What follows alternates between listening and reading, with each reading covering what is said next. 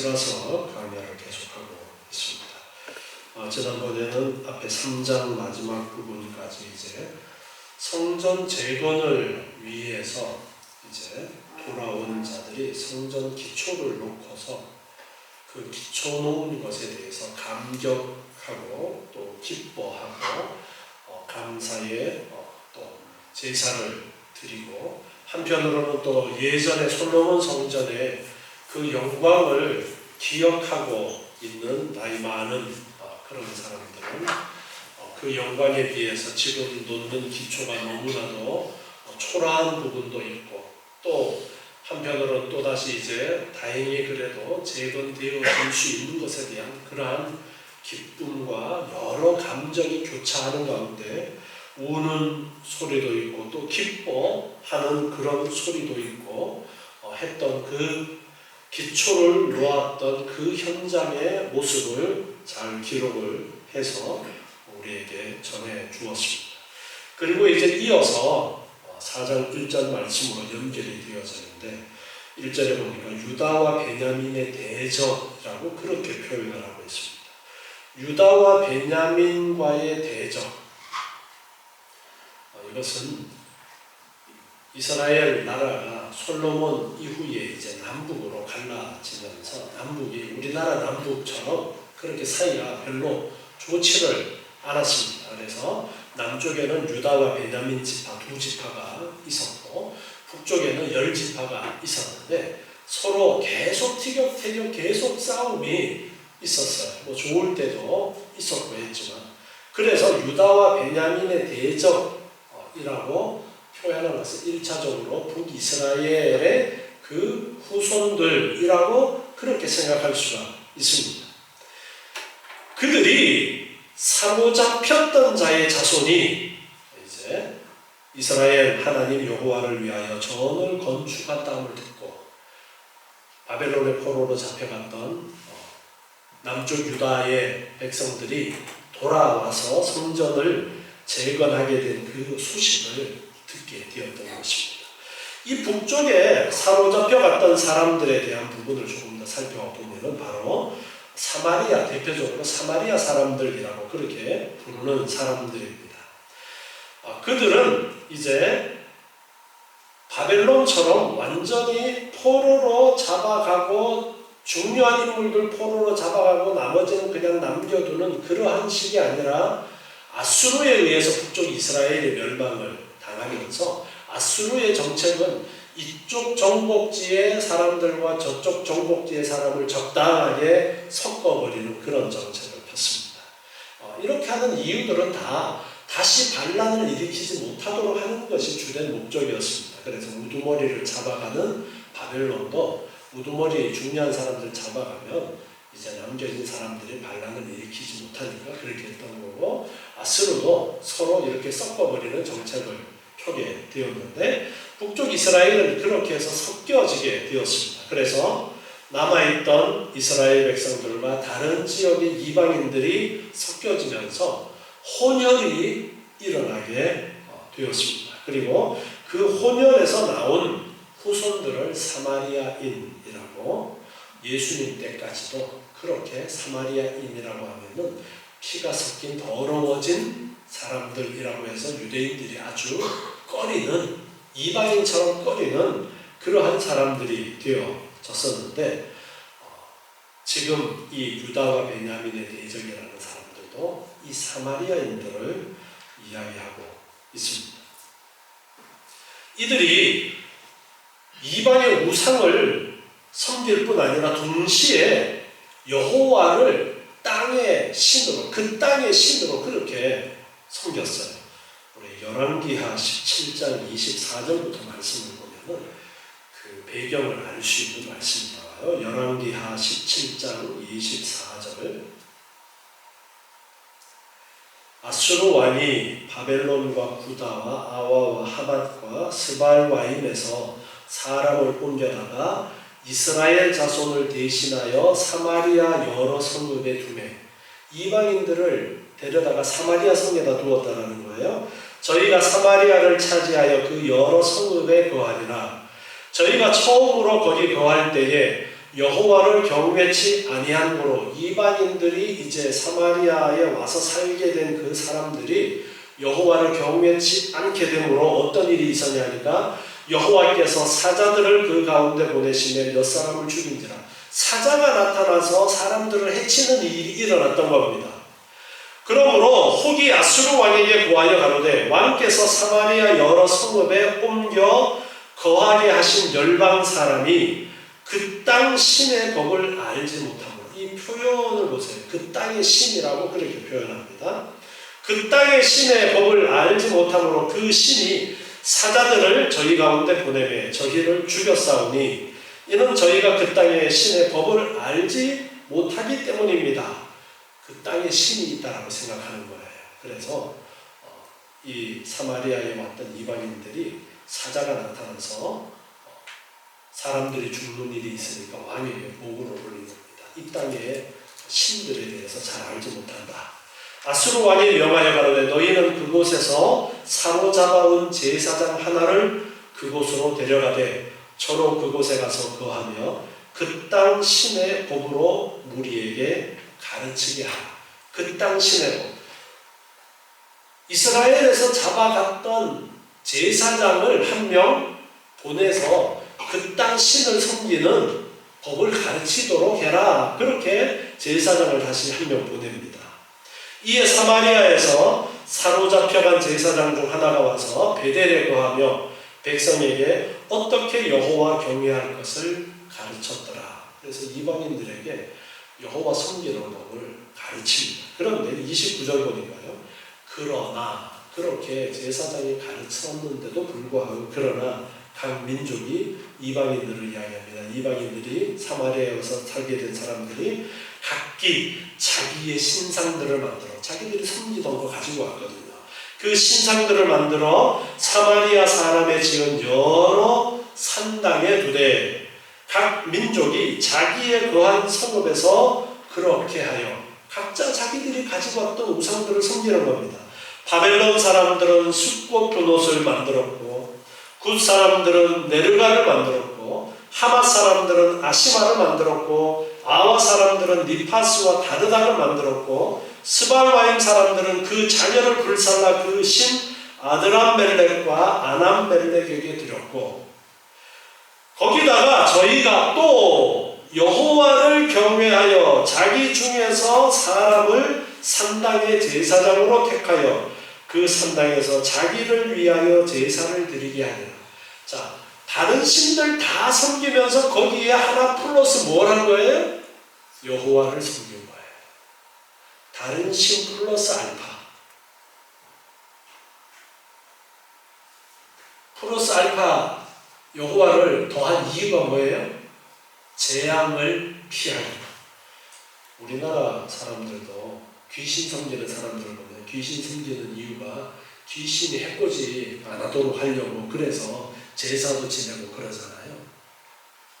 이 사람들도 그런 이유로 여호와를 다른 신들 중에 플러스 하나로 생각했던 거예요.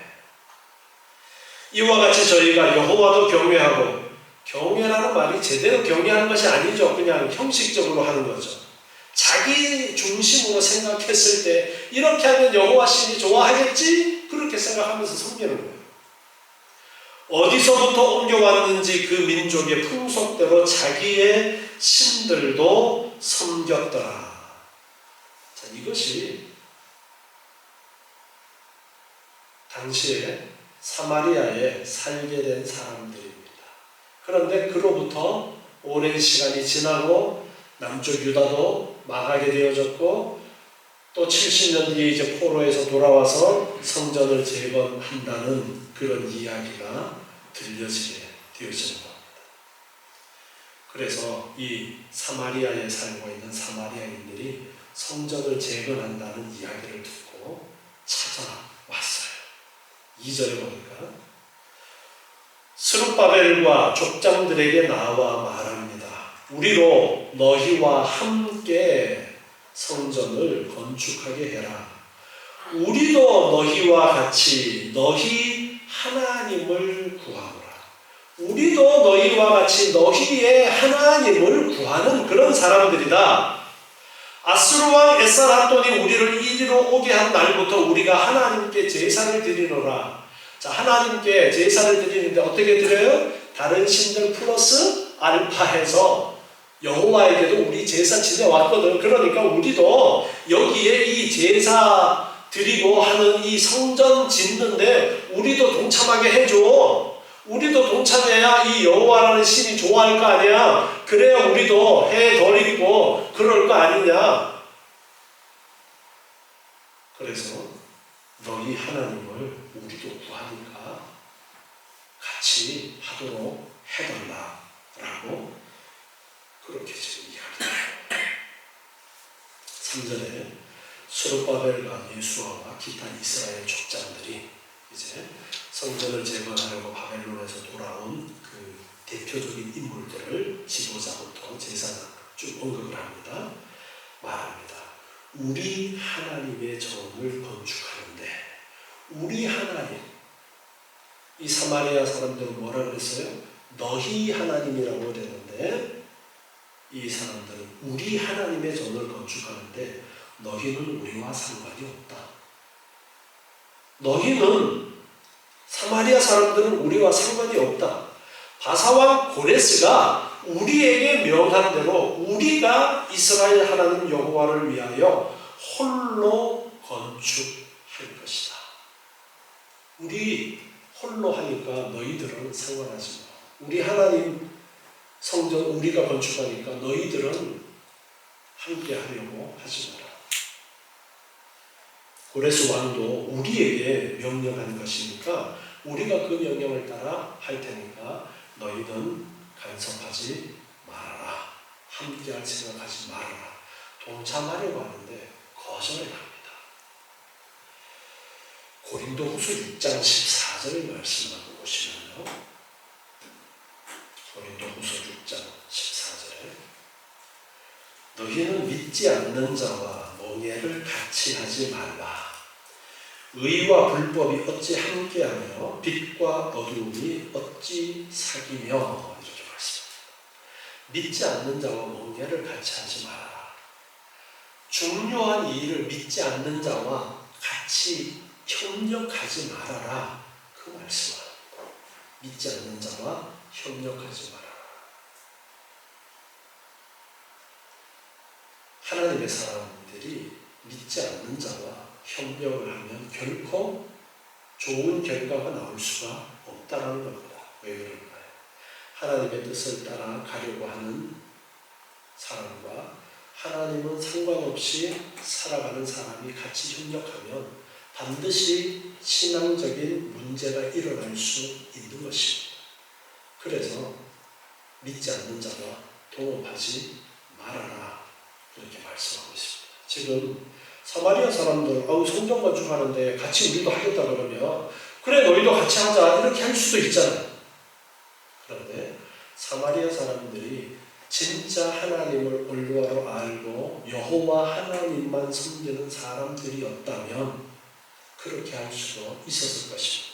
그러나 여호와 하나님만 섬기는 사람들이 아니라 그냥 하나님은 다른 신들의 플러스 알파로 생각하는 자신을 섬기는 사람들이었어요. 그렇기 때문에 스룹바벨과 예수아와 족장들, 지도자들은 그들을 거부합니다. 우리는 너희와 함께하지 않겠다. 우리만 우리의 하나님을 위해서 전을 건축하겠다라고 그렇게 대답을 합니다. 오늘날 교회 안에도 우리나라 교회뿐 아니라 전 세계적으로 개혁된 교회, 로마 가톨릭 말고 개신교 안에서 큰 문제를 일으켰던 사건이 있는데 에큐메니칼 운동이라고 해가지고 교회 연합 운동이 있습니다. 지금까지도 그 교회 연합을 주장하는 사람들이 계속해서 지금도 활동을 하고 있는데 그냥 우리 예수 믿는 사람들 같이 그냥 협력하자 이렇게 이야기를 하면서 협력하자라는 그러한 사람들이 있습니다. 겉으로는 예수 믿는 사람들일 것 같습니다. 그런데 속으로 들어가 보면 그들은 사마리아인들 하나님 경외해요 안 해요? 경외한다고 그러잖아요. 네. 그런데 하나님께서 말씀하신 것과 같은 거예요? 아니에요? 아닌 거예요.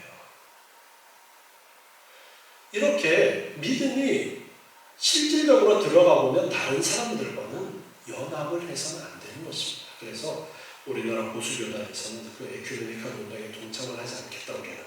그러면서 그 관계를 끊었습니다. 대표적인 것이 WCC라는 그 연합 운동이 있었는데 그 운동에서 우리는 WCC에 동참하지 않겠다라고 그렇게 선을 긋고 함께하지 않게 되어졌는데 이 WCC 안에서 교회 연합을 이야기하는 사람들 안에 어떤 사람들도 있느냐 하면은 온갖 인간의 방법으로 하나님을 섬긴다라고 하면서 하나님의 말씀을 거역하는 그러한 일들도 있고 심지어 구술을 하기도 하고 인간이 생각할 때에 괜찮은 그런 일들 그 정도 다 그래도 예수 이야기하고 예수 믿는다 그러니까 다 함께 할 수 있지 않느냐 그렇게 이야기합니다. 오늘 오전에 성경에 대해서 우리가 배웠는데 성경 말씀을 기준으로 해서 우리는 판단을 해야 됩니다. 그래서 우리가 미혹되지 않으려면 똑똑해야 돼요. 미혹되지 않으려면 똑똑해야 돼요. 여러분 정신 차리고 성경 제대로 배우셔야 돼요. 설교 시간에 정신 바짝 차려야 돼요. 그냥 예배 시간에 왔다 가기만 하면은 하나님의 은혜가 임하는 것 아니에요. 하나님이 어떻게 은혜를 주시느냐, 무엇을 통해서 은혜를 주시느냐, 은혜의 방편이 뭐예요? 말씀과 기도와 성례 이것뿐이에요. 가장 중요한 이 말씀은 하나님이 계시해 주신 것이라고 했죠. 이 말씀을 올바로 배우지 못하면 여러분의 믿음은 근거 없는 믿음이 되어지고 그저 남들 좋다고 하는 방향으로 따라가게 되어지고 좋은 게 좋은 거 아니냐라고 그렇게 생각할 수가 있는 거예요. 그래서 설교 시간에 정신 바짝 차리고 들으셔야 돼요. 성경 말씀 배울 때 제대로 잘 배우셔야 돼요. 안 그러면 맨날 사기당합니다. 여러분 사기꾼들 똑똑해요 안 똑똑해요? 무지 똑똑합니다. 그쪽 분야에서는 무지 똑똑합니다. 어떤 분야냐? 사람 꿰어서 속이는 데. 경찰도 보이스피싱이라고 하잖아요. 엄청 똑똑합니다. 사탄이 그렇게 우리를 미혹하려고 온갖 이단들이 그리고 교회 안에도 잘못된 생각을 가지고 들어와서 교회를 해하려는 그런 사람들이 있어요. 아니 꼭 그렇게까지 해야 되나? 그렇게 접근을 합니다. 여러분 사람 예배당에 많이 오도록 하는 것과 하나님의 말씀을 따라서 우리가 행하는 문제 무엇이 우선이 되어야 되느냐?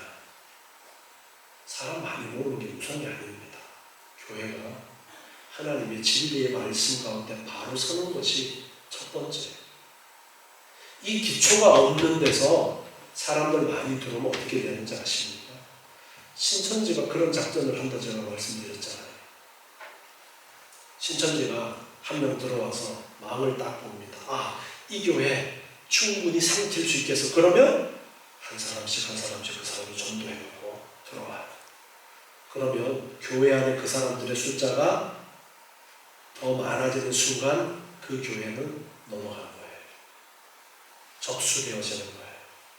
투표할 때 그 사람들의 표가 좌지우지 해버립니다. 그러면 교회 모든 결정이 그 사람들의 의도대로 결정이 되어지는 거예요.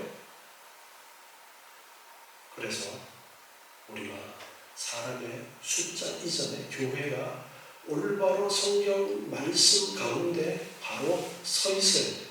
우리 지금 성도님들이 정신을 차리고 바로 서 있어서 바로 믿음에 서야 됩니다. 그래야 우리의 자녀들도 올바른 믿음으로 설 수 있는 것이고 우리의 후대도 올바로 설 수 있는 것이고 이 교회의 미래가 올바로 설 수 있는 것입니다. 하나님께서 여러 가지 사명을 각자에게도 주시고 교회에게도 주십니다. 하나님이 우리에게 주신 사명이 무엇입니까? 제가 그런 말씀 드렸잖아요. 여러분들의 목사가 오시온 목사인데 오시온 목사가 다른 목사님들이랑 다르게 강조하고 가르치는 바가 있는데 그것은 하나님께서 이 교회에 그 길을 여시고 그 길로 이끄시는 것이다. 여러분, 우리 교회 신앙생활 하는데 힘듭니까? 우리 교회 신앙생활하기 힘들다고 이야기하면서 우리 교회 안 나오는 사람들도 있는지 모르겠는데, 아니, 우리 교회가 신앙생활하기 힘든가요? 제가 억지로 강요하고 그런 게 있나요? 대답은 못하겠고.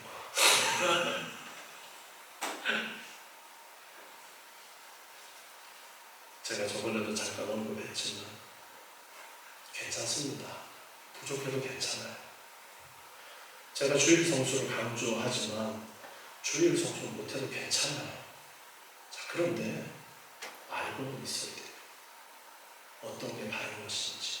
그래서 제가 외치는 거예요. 다 주일 성수 잘하는데 나 혼자 못해. 부끄럽죠? 부끄러운 줄 알고 계속 다니시면 돼요. 나 안 부끄러운 척, 나도 잘하는 척, 그러면 힘든 거예요. 그거 내려놓으면 우리 교회만큼 쉬운, 신앙생활하기 쉬운 게 없습니다. 늘 무엇 때문에 힘드냐면은 잘하지 못하면서 잘하는 척 하려니까 힘든 거예요. 못함을 인정하고 나는 늘 부족한데 나도 성장해야 될 텐데. 그렇게 하면 우리 교회만큼 신앙생활하기 쉬운 교회 없습니다. 그럼에도 제가 계속 잔소리를 할 수밖에 없는 것은 그게 성경에서 가르치는 말씀이기 때문인 것이죠.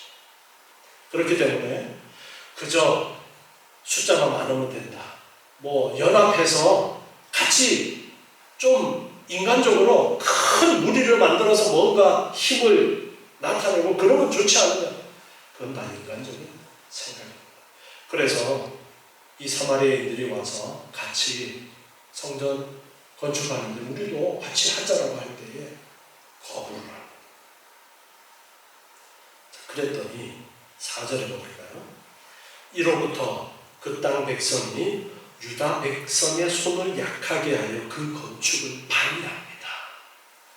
자, 여기에 손을 약하게 하여라는 이 말씀은 사마리아 사람들은 자신들을 성전 재건에 제외시킨 이 바벨론 포로에 잡혔다가 돌아온 이 공동체의 사역을 방해하기 위해서 그들의 성전 건축의 의지를 꺾어버립니다. 의욕을 감퇴시키는 그러한 방법을 사용했다라는 것입니다. 여기에 손을 약하게 하여를 공동번역을 그래서 길을 꺾어주고 그렇게 번역을 해놨어요. 심적으로 성전 건축하는데 길을 꺾어버린 거예요. 물리적인 방해를 한 것보다가 심리적인 방해를 많이 했다. 그런 의미가 이 단어에 담겨져 있습니다. 그리고 건축을 방해했다라는 이 말도 심리적인 공포를 조장했다라는 그러한 의미로 사용이 되어졌습니다. 그래서 성전을 건축하는데 마음을 흔들어 놓아서 성전 건축을 방해를 하게 됩니다. 자, 5절에 보니까요. 바사왕 고레스의 시대부터 바사왕 다리오가 즉위할 때까지 의사들에게 뇌물을 주어 그 경영을 저희하였으며, 말이 너무 어려워요. 그죠? 저희하였다. 여러분 무슨 뜻인지 아시겠어요? 이 요즘 쓰는 말이 아니다 보니까 참 어렵습니다. 그런데 원어의 의미를 살펴보면은 녹이다, 패하다라는 그런 의미의 단어를 이렇게 번역을 해놓은 거예요. 그래서 뇌물을 주었습니다. 누구들에게? 의사들이라는 것은 관리들을 이야기합니다. 관리들한테 이제 뇌물을 주어가지고 이 성전 재건하는 데에 방해를 했다라는 것입니다. 그래서 그 경영을 저희하였다라는 것은 하지 못하도록 그렇게 방해를 했다라는 것을 말씀하고 있습니다. 욕구를 꺾어버리고 의욕을 꺾어버리고 그렇게 했다라는 것을 이제 의미합니다. 그래서 좋은 계획을 세워서 하려는 그러한 것들이 고레스부터 다리오까지 기간을 언급을 하고 있어요. 그때까지 방해를 했는데 고레스 왕 시대부터 다리오 왕이 즉위할 때까지, 더 정확하게는 다리오 왕 24절에 보면 제2년이라고 그렇게 되어 있는데 총 16년 동안 성전 재건이 그래서 중단이 됩니다.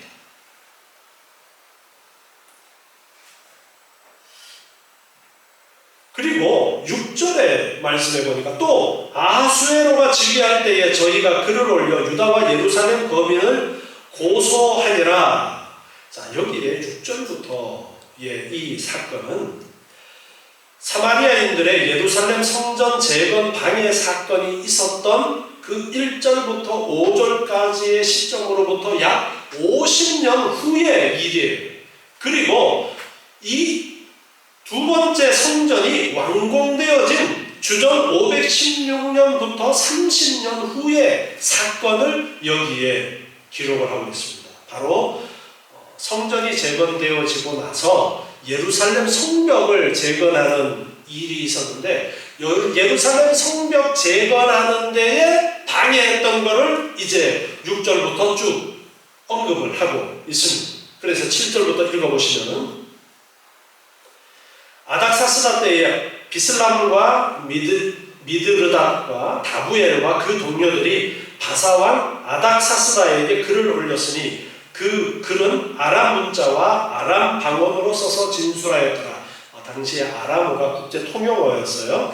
방백 르훔과 서기관 심세가 아닥사스다 왕에게 올려 예루살렘 백성을 고소했다. 어떤 내용으로 고소를 했느냐니까 방백 르훔과 서기관 심세와 그 동료 디나 사람과 아바사 사람과 다블레 사람과 아바세 사람과 아렉 사람과 바벨론 사람과 수산 사람과 대해 사람과 엘람 사람과 기타 백성 곧 존귀한 오스낫발이 사마리아 성과 강 서편 다른 땅에 옮겨둔 자들과 함께 고한다. 그렇게 했는데 아닥사스다 왕이 올린 그 글의 초보는 이러하니 강 서편에 있는 신복들은 왕에게 고하나이다.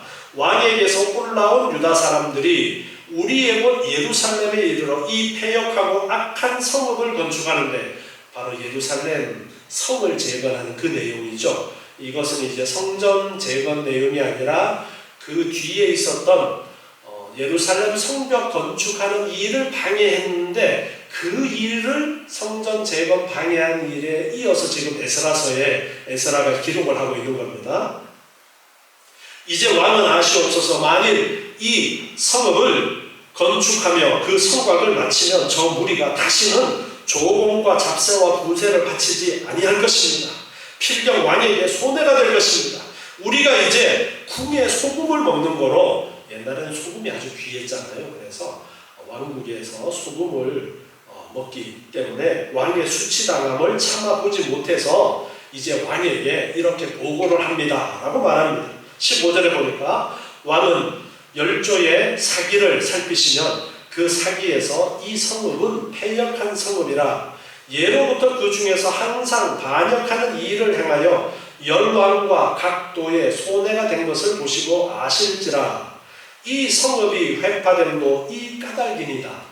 역사에 자료를 찾아보면 이 예루살렘에 대한 자료를 찾을 수 있을 것입니다. 거기에 보면은 얼마나 이 예루살렘이 바벨론이나 아수르나 그러한 큰 나라에 대적해서 얼마나 많은 일들이 있었는가를 잘 알 것입니다. 지금 그렇게 말하고 있습니다.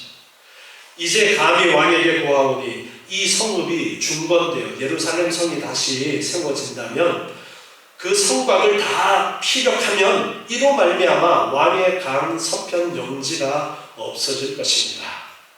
왕이 방백 르훔과 서기관 심세와 사마리아에 거한 저희 동료와 강 서편 다른 땅 백성에게 조서를 내리니 일렀으되 너희는 평안할지어다. 왕이 조서를 내렸어요. 그래서 너희의 올린 글을 내 앞에서 낭독시키고 명하여 살펴보니 과연 이 성읍이 예로부터 열왕을 거역하며 그 중에서 항상 패역하고 모반하는 일을 행하였으며 옛적에는 예루살렘을 주재하는 큰 왕이 있어서 강 서편 모든 땅도 주재하며 조공과 잡새와 부새를 저에게 다 바쳤도다. 다윗이나 솔로몬 시절에는 아주 넓은 지역을 다스리고 있었죠. 이제 너희는 명을 전하여 그 사람들로 역사를 그치게 하여 그 성을 건축치 못하게 하고 내가 다시 조서 내리기를 기다리라. 예루살렘 성전이 아니라 성벽 재건하는 일이 이렇게 해서 중단이 됩니다. 너희는 삼가서 이 일에 게으르지 말라. 어찌하여 화를 더하여 왕들에게 손해가 되게 하랴 하였더라. 아닥사스다 왕의 조서 초본이 르훔과 서기관 심세와 그 동료 앞에서 낭독되매 저희가 예루살렘으로 급히 가서 유다 사람들을 보고 권력으로 억제하여 그 역사를 그치게 하니 바로 예루살렘 성벽 재건하는 일을 억지로 이제 왕의 조서를 받아낸 다음에 가서 강제로 못하도록 막았다. 그 일을 지금 기록하고 있는 거예요. 자, 그리고 나서 24절 보니까 이에 예루살렘에서 하나님의 전 역사가 그쳐서 자, 이거는 5절에 이어지는 내용이죠. 성전 재건에 대한 이야기. 5절에 이어지는 성전 재건에 대한 이야기예요. 예루살렘에서 하나님의 성전을 재건하는 그 역사가 그쳤다. 왜? 사마리아 사람들이 방해를 해서 뇌물을 주고 관리들한테 이렇게 성전 재건하는 일을 방해하도록 그렇게 했던 겁니다. 그래서 그 역사가 그쳐서 바사왕 다리오 제2년까지 16년 동안이나 성전 재건하는 그 일이 중단되었던 그 일을 지금 기록을 하면서 예루살렘 성벽 건축하는 일도 바로 이 사마리아인들 때문에 중단되어졌고 이 성전 재건하는 것도 이들에 의해서 중단되어졌다라는 것을 여기 4장에서 기록하고 있습니다. 특별히 이렇게 성전 재건을 방해한 일과 예루살렘 성벽을 재건하는 일이 방해를 받았던 것을 이 4장에서 기록하고 있는 이유가 무엇일까 생각을 해보면요. 첫 번째로 성전 재건 방해 그리고 성벽 재건의 방해가 둘 다 모두 하나님의 택한 백성인 선민국가 재건에 대한 악한 세력의 방해라는 공통점이 있습니다. 그래서 하나님의 구속의 역사를 방해하려는 악한 세력의 그 집요함을 보여주고 있습니다. 하나님께서 구약시대 때는 성전을 중심으로 하나님을 만날 수 있도록 하셨어요. 그리고 그 성전이 의미하는 실체는 예수 그리스도신데 지금 바벨론에서 돌아와서 성전이 재건이 된다는 것의 의미는 성전을 통해서 하나님께 나아가는데 성전이 없어졌으면 하나님께 나아가는 통로가 지금 있는 거예요? 없는 거예요? 없는 거예요. 그런데 하나님께서 강권적인 역사로 그 성전을 재건하도록 해주셔서 성전이 재건되면은 하나님께 나아가는 통로가 다시 열리는 겁니다. 구원의 역사 속에서 하나님께서 바로 구원의 역사, 하나님께 나아가는 길을 여신다라는 그런 의미가 있는 것입니다. 그런데 이 일을 사탄이 지금 사마리아 사람들을 들어서 방해하고 있는 거예요. 영적인 시각에서 보면은 그렇게 사탄이 방해를 하는 거예요. 그럼에도 불구하고 이 성전 제거는 후에 이루어지고 예루살렘 성벽을 재건하는 이 일은 하나님의 택한 백성들의 나라, 천국을 상징하는 상징성이 있는데 결국에는 하나님의 나라가 이루어진다라는 것을 가르쳐주는 그런 상징성이 있는데 그 일도 역시 방해가 있었지만 이루어집니다. 우리가 이런 일들을 보면서 우리의 생활, 우리의 일반적인 생활 속에 사탄이 어떻게 역사하는가를 보는 눈을 가져야 돼요. 자, 여러분의 삶 속에 힘들고 어려운 일들 혹은 설교에 집중하지 못하도록 하는 일들 다 사탄의 역사입니다. 왜요? 내가 설교에 집중해서 말씀 위에 굳건하게 서는 걸 방해하는 거예요. 자, 그런데 그 방해가 성공합니까? 못합니까? 성공하는 것 같지만 결국에는 택한 백성은 하나님께서 성령의 인도하심으로 강권적으로 이끌어 주십니다. 믿음 가운데. 그런데 그 속에 사탄의 역사가 있다는 것을 지금 이 시간에 설교를 듣고 깨달아야 돼요. 알아야 돼요. 그래서 속지 말아야 돼요. 넘어지지 말아야 됩니다. 요즘 아이들이 초등학생들도 중고등학생들도 빠져서 있는 것이 있어요. 어디에 빠져 있어요? 게임에 빠져 있어요. 핸드폰 같은 거 게임에 빠져 있어요. 시간 없는 게임하고 아니 시간을 내서 게임을 해요. 시간을 내서 공부하는 게 아니라 시간을 내서 게임을 해요. 여러분 자녀들이 마약을 먹으면 어떡하실래요? 마약을 먹는 걸 알았어. 그래 적당하게 해. 그럴 거예요? 그래 적당하게 해. 여러분 이 게임이 그냥 놀이로 하면은 아무 문제 없습니다. 그런데 게임에 빠졌다는 이미 마약이 된 거예요. 게임에 빠졌어요. 내가 이거를 놓을 수가 없으면 이미 중독된 거예요. 부모님도 그걸 아셔야 됩니다. 자, 그러면 내 자녀가 마약에 빠졌으면 어떻게 해야 돼요? 그래 좀 적당하게 해라. 될까요? 적당하게는 안 됩니다. 왜? 이미 중독이 되면 안 돼요. 그러면 아예 마약을 못하도록 해야 되겠죠. 그런데 우리 믿는 자들에게는 중요합니다. 이 문제가. 하나님의 말씀을 듣지 못하도록 방해하는 것이 이런 식으로도 들어옵니다. 우리 믿는 집의 자녀들이 하나님의 말씀으로 성장하지 못하도록 하기 위해서 설교에 집중하지 못하도록 토요일만 되면은 그래 내일 주일이니까 오늘 밤에는 그냥 핸드폰 갖고 게임해도 뭐 봐주고 컴퓨터 앞에 앉아서 게임하는 것도 봐주고 제가 그랬잖아요. 주일 준비해야 된다. 그래도 우리 애들도 늦게 자요. 일찍 자라고 그래요. 계속해서 옆에서 충고를 해줘야 됩니다. 그래야 알 수가 있습니다. 그래서 사탄이 계속해서 우리에게 역사합니다. 하나님을 바라보지 못하고 하나님을 믿지 못하고 인간을 바라보게 하고 인간의 방법을 바라보게 하고 인간이 좋아하는 일들을 행하도록 사단이 끊임없이 방해해서 하나님의 말씀에 집중하지 못하도록 하고 하나님께 기도하지 못하도록 하고 하나님을 의지하지 못하도록 합니다. 당장 발등에 떨어진 그 불씨만 보도록 그렇게 우리를 자꾸 미혹한다라는 것을 여러분 아셔야 돼요. 그래서 내 하는 일이 잘 안 돼, 사업이 잘 안 돼. 그러면 가장 첫 번째로 우리 믿는 사람들은 하나님과의 관계가 내가 바로 성공감을 볼 줄 알아야 됩니다. 그 다음에 세상 사람들이 살피는 것처럼 내가 돈 관리를 잘못했는가, 거래처 관리를 잘못했는가, 아니면 내가 만들어내는 상품에 문제가 있는가, 여러 가지 것들을 고민하기 이전에 우리 믿는 사람들은 영적인 문제를 생각할 수 있어야 돼요.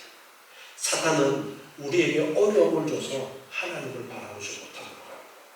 그런데 아무리 어려움을 줘도 늘 더 하나님을 바라보고 그러면은 사탄이 그 방법은 이제 쓰지 않습니다. 왜? 안 먹힌다는 거니까 다른 방법을 찾게 되는 겁니다. 그런데 계속 거기에 집착하면 사탄은 더 깊이 그 문제를 붙들고 우리에게 다가오게 됩니다. 그래서 하나님께서 이 모든 일들을 결국에는 이루시지만 성경에 이러한 일들을 기록해서 우리에게 교훈을 주시는 거예요. 사탄이 이렇게 역사하니까 우리가 깨어 있어야 된다. 더 말씀 위에 굳건하게 서 있어야 되고, 이 우리의 자녀들과 우리의 후세들을 위해서 우리가 더욱더 잔소리도 많이 하고 자꾸 이끌어주는 그런 일들을 해야 그나마 나중에 그 잔소리들이 뒤에 기억나고 다시 일어날 수 있는 계단이 될 수 있다는 것을 우리가 생각해야 됩니다. 오늘 말씀 생각하면서 하나님께서 모든 구원의 역사를 이루시는 가운데 여러 과정들이 있지만 하나님은 살아 역사하시는 분이다라는 것을 우리 잊지 말아야 되겠습니다. 기도하겠습니다.